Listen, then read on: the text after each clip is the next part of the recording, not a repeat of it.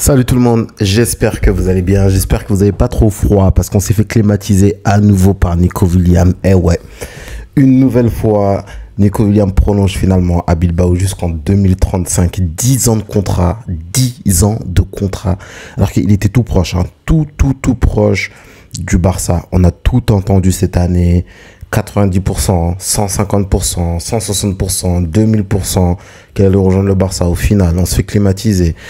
2 années d'humiliation de suite, hein. 2 années, il revalorise son contrat. C'est juste une folie en fait ce qui se passe. Vraiment, c'est une folie. Et là, franchement, c'est compliqué. C'est compliqué. Pourquoi je dis ça?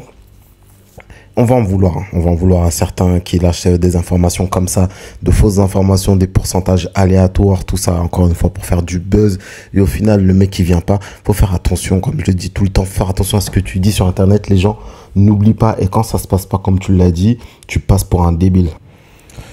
Ah oui, donc du coup, c'est ça. Il signe un nouveau contrat. 2 années d'humiliation de suite. 2 années où il a à chaque fois un meilleur salaire. Donc du coup, son nouveau contrat, qu'est-ce que ça inclut? Ça inclut une augmentation de la clause. Hein. Je pense qu'elle passe à 96 millions d'euros. Hein. Bien sûr, augmentation de salaire. Et apparemment, le deal, il a été annulé à cause des problèmes d'enregistrement du Barça. Là, il y a plusieurs choses à dire.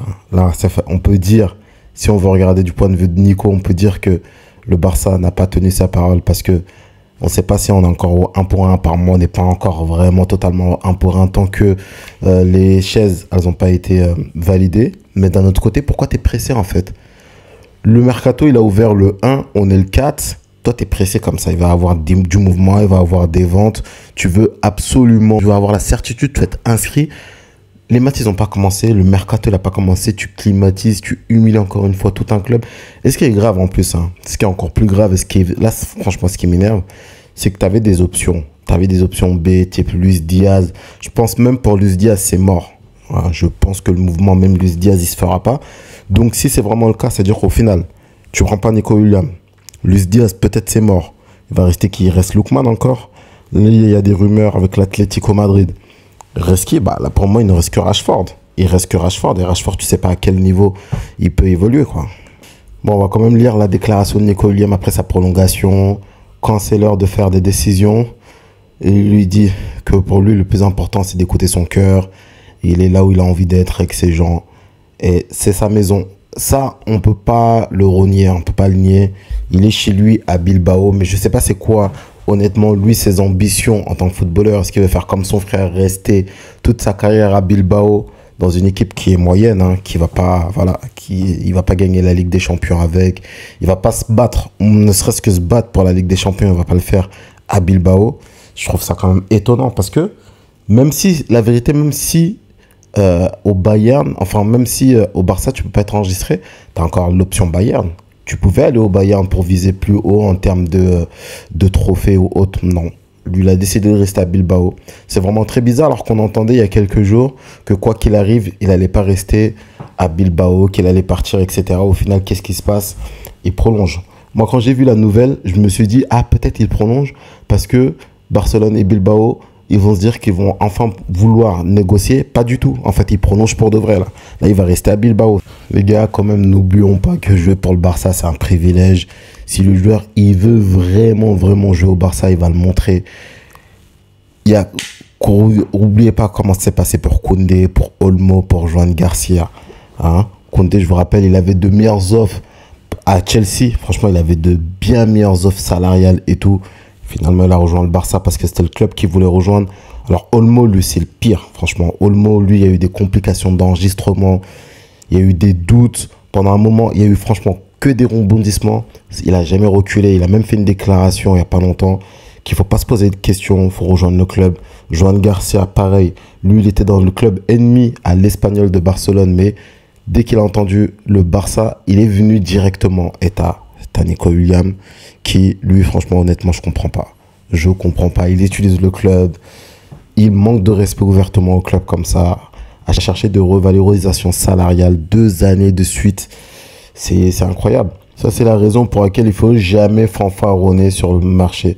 Sur le mercato, faut jamais fanfaronner. Tant qu'il n'y a rien d'officiel, il faut pas ouvrir sa bouche, sinon vraiment tu finis comme un débile. Voilà, Deco qui parlait avant, qui a fait une déclaration franchement qui était maladroite, hein, où il disait Nico veut rejoindre le Barça et on va faire tout notre possible pour faire le deal.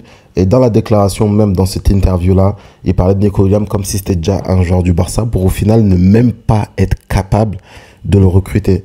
Même si là, je pense que là, honnêtement, la faute, c'est un peu compliqué de dire que c'est 100% la faute du directeur sportif ou autre. Bah là, pour le coup, j'ai vraiment l'impression que c'est Nico Williams qui s'est foutu du Barça, ouvertement, qui s'est ouvertement foutu du Barça. Mais factuellement, c'est encore un échec. Factuellement, c'est encore un échec.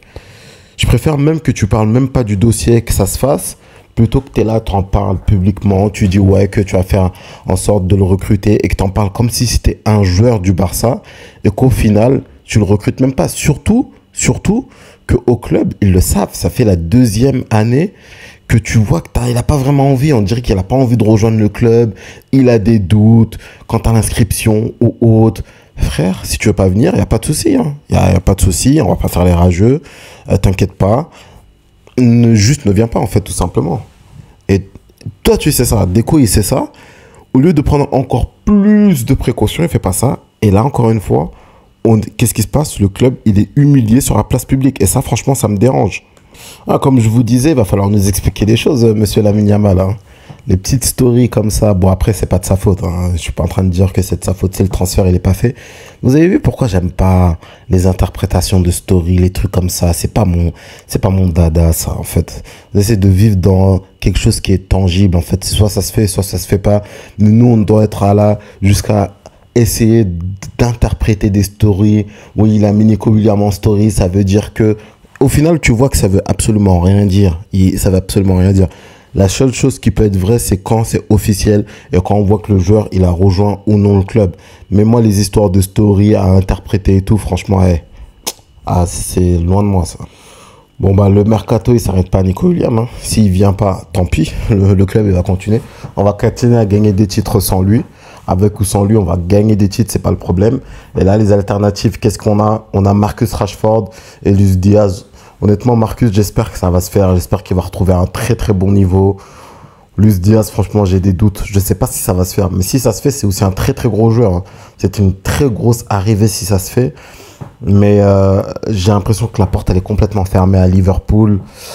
Je ne sais pas s'ils vont être... en plus, surtout avec ce qui s'est passé là, je ne sais pas si ça va négocier ou pas. Ça m'a l'air d'être compliqué. Il y a aussi Lookman. Hein. Il y a aussi Lookman. Comme je disais, il y a des rumeurs avec l'Atlético Madrid, mais je pense que si le Barça entre dans le dossier, ça peut se faire assez rapidement. Mais ouais, il va falloir passer très très rapidement à autre chose. Là, vraiment, la chose qui est dérangeante dans le dossier Nico Williams, c'est le fait d'être humilié une nouvelle fois de plus. C'est pas genre parce que ce joueur-là ne rejoint pas. Si on ne rejoint pas, c'est pas grave. J'aurais aimé qu'il soit là, qu'il soit au Barça. Mais si c'est pas lui, c'est pas grave. Dans le sens où ce sera un autre joueur, c'est pas ça le problème. Mais le problème, vraiment le gros problème, c'est d'être pris pour des idiots une nouvelle fois, ne pas être respecté, c'est ça qui est dérangeant. Et j'ai l'impression que cette fois-ci, c'est pas le club qui a à blâmer. Honnêtement, c'est pas le club qui a à blâmer, c'est vraiment le joueur qui s'est foutu du club ouvertement. Et je pense que là, s'il y a quelque chose qu'on doit, sur lequel on peut être énervé, c'est le fait que le club ne doit pas accepter ça. Et pourtant, j'ai l'impression que cette fois-ci, les choses ont été bien faites. On a laissé Nico Williams et son agent faire le premier pas. Tout ça au final pour que soi-disant, parce qu'on n'arrive pas à inscrire alors qu'on est le 4 juillet. Hein. On est le 4, on n'est même pas en août. Même début août, pour moi, c'est tôt. Même début août. Si, franchement, il reste 2 semaines en août ou 1 semaine en août et tu sens que le Barça ne peut pas l'enregistrer, là, je comprends totalement.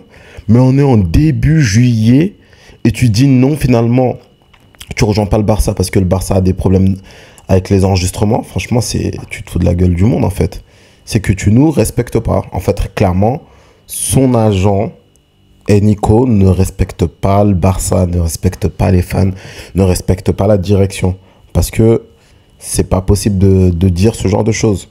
C'est pas possible de dire ce genre de choses alors qu'on est en juillet, on sait qu'il va y avoir du mouvement. Maintenant, encore une fois, si à la fin du mercato, on voit qu'il y a des problèmes dans l'enregistrement de Joan Garcia, là, on va revenir sur notre position. On va se dire, ah, peut-être que. Mais comme ça, là, c'est dur, c'est difficile. Ben écoutez, comme je vous l'ai dit, rien n'est fait. C'est juste un joueur qui n'est pas venu, d'autres viendront à sa place. On va se laisser pour cette vidéo. N'hésitez pas à liker, à vous abonner.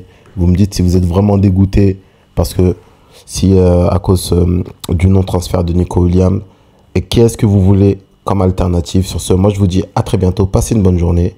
Ciao, ciao.